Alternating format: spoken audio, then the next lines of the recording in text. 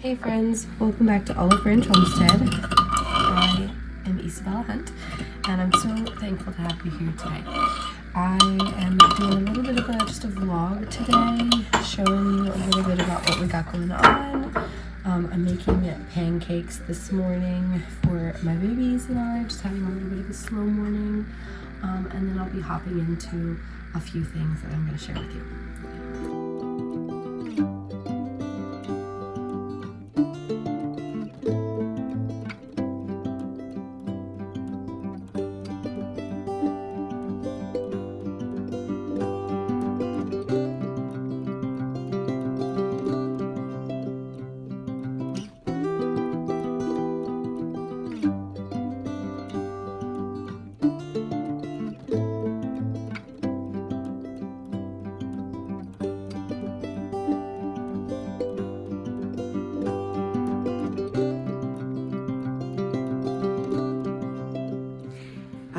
So I want to show you what I'm doing here. I am making a basic kind of bone broth.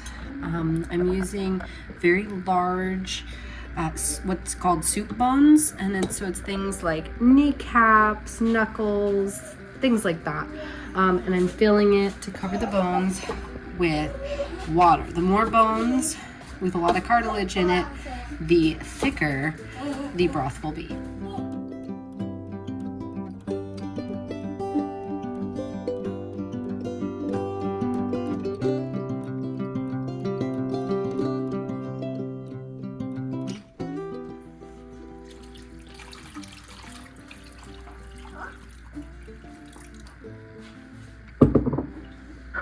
All right, so you see here, they're just about covered completely. There's a little bit poking out right here, but that's fine. And I'm gonna just put that on low. I like to go at least 12 hours, but you can go up to 48. If you're gonna add anything like vegetables or seasoning, I recommend the last couple hours because it can really kind of get mushy and gross in there if you leave it too long. And you really want that nice flavor and not that overly cooked flavor.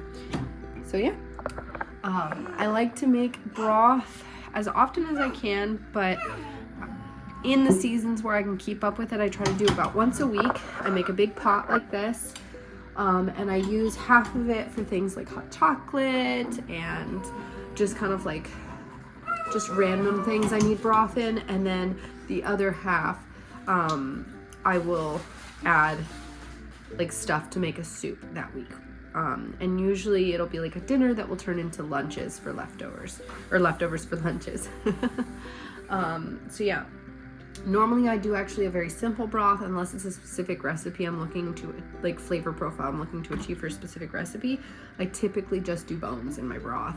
And that kind of gives it a more neutral base so that it can really be kind of ingested in any way, like hot chocolate or a curry or potato and lentil, or not lentil, potato and leek soup and things like that. Oh, did you touch the thorn on the rose? Oh, see, it's pointy right there. Do you need kisses on your boo-boo? Boo-boo. Mama kisses make everything better.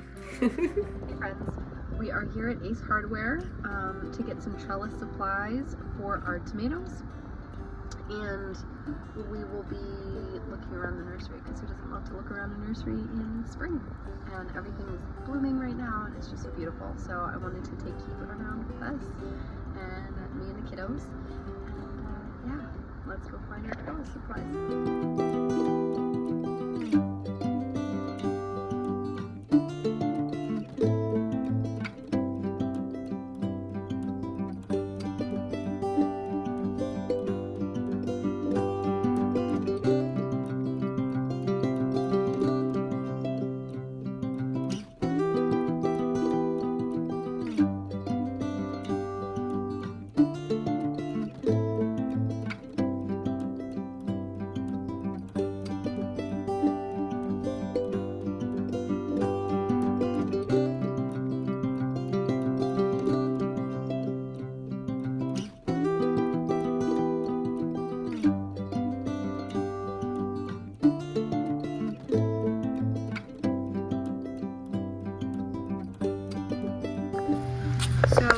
talk a little bit about some things. So you see we've got sage here, we've got mint, we've got tomatoes, and then we have brassicas. These are cabbages. And you would think, oh, how exciting, I can have my cabbages with my tomatoes, my herbs, and my peppers. But in reality, if you see tomatoes or peppers out on their own without any covering, it is way too hot in the southern climate for you to plant a brassica at this stage. We are pretty much going to see it go straight to seed. It's going to bolt straight away. Oh, bless you. And yeah, here's some more. These are cabbages and broccolis and cauliflower. And it's so sad because people will come and they'll spend their money thinking that it's a great time, and it's not. So be forewarned, if you live in a southern climate and it's very humid, now is too late to really put a lot of this in.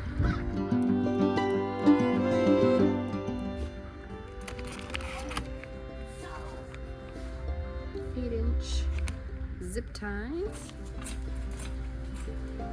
Good job.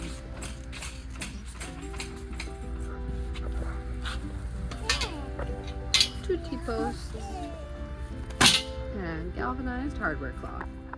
Are we here at the playground? Are you excited? You gonna go up there and play?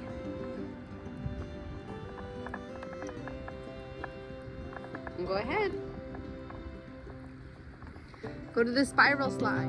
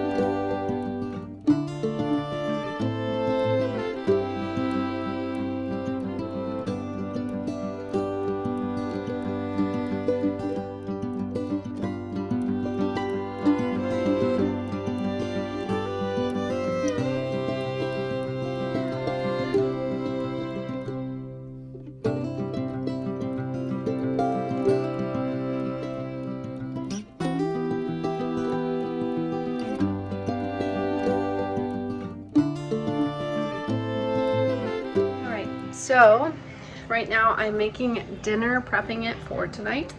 What it's going to be is a chuck roast. So I've got the hunk of meat here. It's thawed, it's almost room temperature.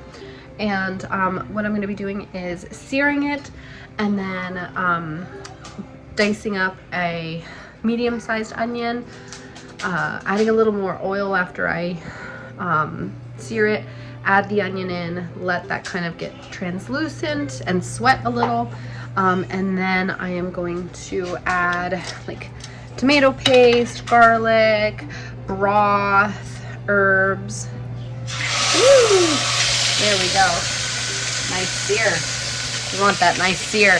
That seals the protein and seals in the juices and the flavor and all that goodness. Did you drop your orange? Here you go, baby. And then I'll be cooking it in the oven, in my Dutch oven right here, for about 2.5 hours or so on about 320, 315. And then it'll be pull apart ready. Probably gonna go over either mashed potatoes or rice, one or the other. But you can see it searing. It's gonna be so yummy. I love this recipe. I'll put it in the caption.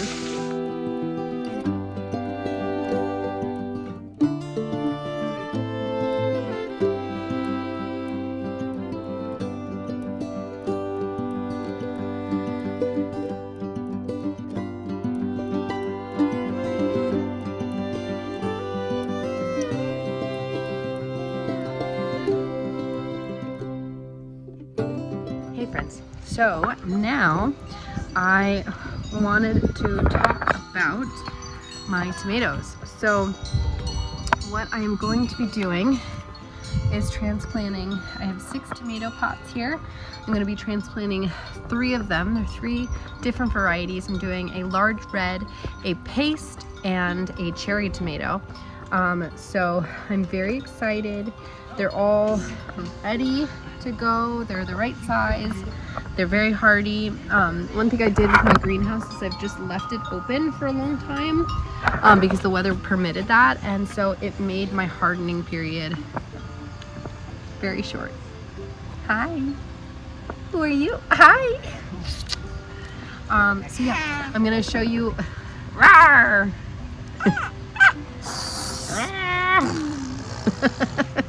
I'm gonna show you how we do our trellis for the tomatoes, and it's also how I did the trellis for my loofah seed. Because that plant gets so big, I only have 1 plant for the entire trellis, but this I'm doing 3 plants for the bed that I have, and I'll be interplanting basil varieties there. So yeah, let's get planting. This is the bed we'll be working with here. It's about, what, 4-ish feet by 2 feet or so, 1 foot deep. And then here's the trellis system, yes baby, that we'll be doing. So it's 2 T-posts and hardware cloth zip tied. And here's my little loofah seed right here. There it is. So we'll be doing the exact same thing for the tomatoes, and this should be sufficient enough for the tomatoes. I plan on hard pruning.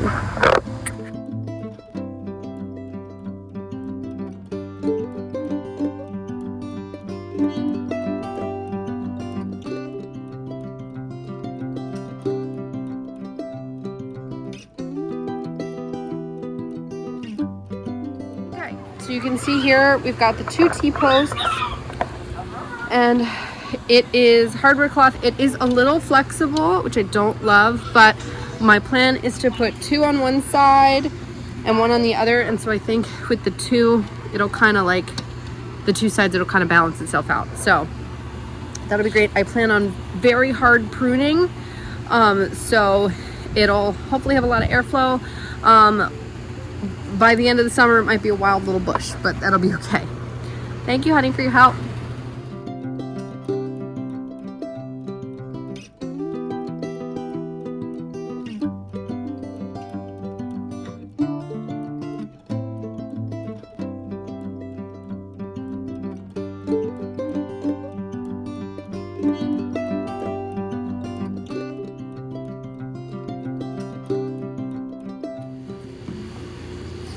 Okay, so what I'm doing with my tomato plants is I'm planting 2 on this side of the trellis, 1 on this side. I'm going to be doing a large red variety of tomato on this side because I think it'll require more space for the fruits. And then I'm going to have the paste variety and cherry tomato variety kind of going off the other ends. We'll see how this works. I wish it was cattle panel so it was a little more sturdy and straight. So I hope it'll work out. But it's all right. One thing, 2 things really with tomatoes is you want to remove all these lower kind of leaves and limbs, and you want to plant it up to the crown, and that's going to help instill a gigantic root system. I don't know if I'm going to plant, I guess I can plant like about exactly that, and that's going to give a gigantic root system. It's going to help the plant establish really healthy stems and like kind of center stalk for itself. And I'm also going to be planting 1 cracked egg. Like I'm gonna just take the shovel and kind of pierce it in the bottom of every hole, and that helps with calcium and other nutrient factors for the plant because tomatoes are very heavy feeders, especially nitrogen. So it's going to give it kind of that jump start and nutrition decomposing all through the season. Last year I did not do it. Definitely noticed a difference than the first year I did it. So we'll be forever doing that again. So yeah, let's get to planting.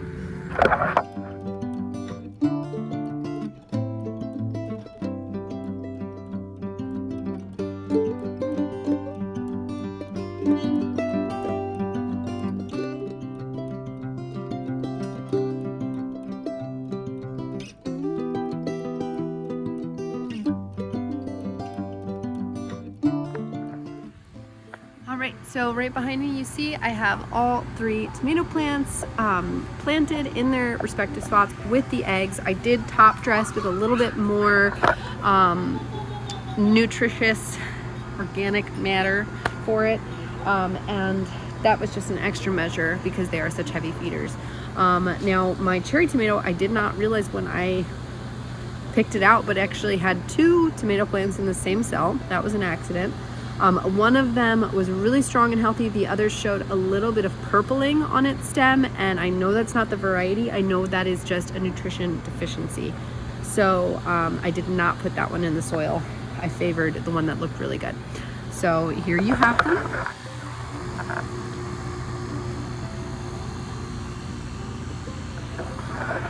And we should see, hopefully, some really good fruits from this labor.